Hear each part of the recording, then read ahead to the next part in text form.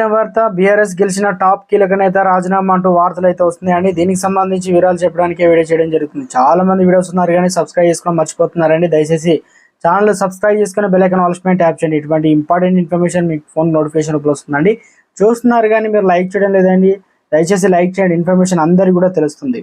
లోక్సభ ఎన్నికలు దగ్గర పడుతున్న వేళ బీఆర్ఎస్ పార్టీకి ఎదురు దెబ్బలు తగులుతూనే ఉన్నాయి. కాంగ్రెస్ పార్టీలో చేరే బీఆర్ఎస్ నేతల సంఖ్యలో క్రమంగా పెరిగిపోతూ వస్తుంది. ఇప్పటికే పలువురు నేతలు బీఆర్ఎస్ పార్టీకి రాజీనామా చేసి కాంగ్రెస్ పార్టీలో చేరగా తాజాగా మరో నేత కారు దిగి అస్త్రం గురికి చేరుకోనున్నారు.